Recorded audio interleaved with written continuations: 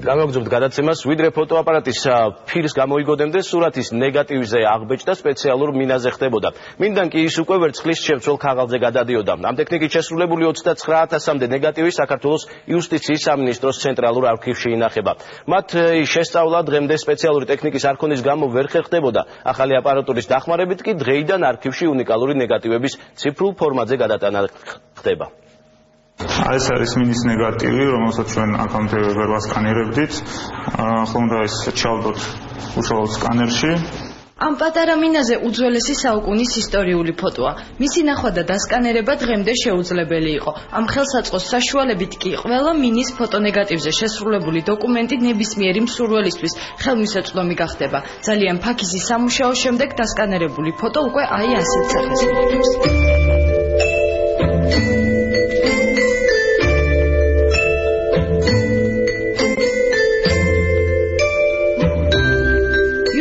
სამინისტროს ეროვნულ არქივში 29,000-მდე ასეთი მინის ნეგატივია. თითოეული მათგანი დათარიღებული და გადახარისხებულია.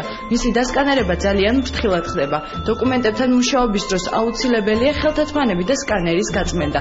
შემდეგ კი ნეგატივი ფოტო კომპიუტერში უკვე პოზიტივზე გადადის.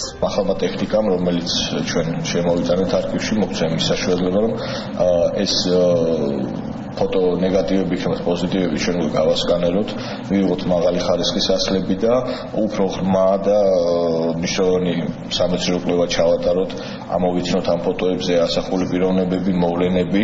ეროვნულმა არქივმა პირველ რიგში ნიკო და გიორგი ნიკოლაძეების, ასევე ვახტანგ ღამბაშიძის პირადი კოლექციის დასკანერება დაიწყო.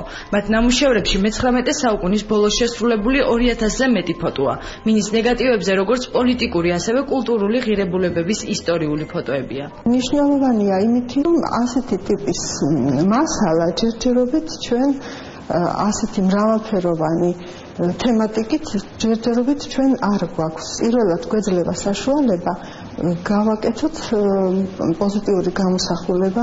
თითოეული მინის ფოტონეგატივი წლების განმავლობაში ეროვნული არქივის ფოტოსაცავში ინახება. აქვე შესაძლებელია მისი მოძებნა და შემდეგ დათვალიერება. მათი გამჟღავნების საშუალება ათეულობით წლების განმავლობაში შეუძლებელი იყო. დღეიდან კი ეს ფოტონეგატივები ელექტრონულ ფორმატში გადავა.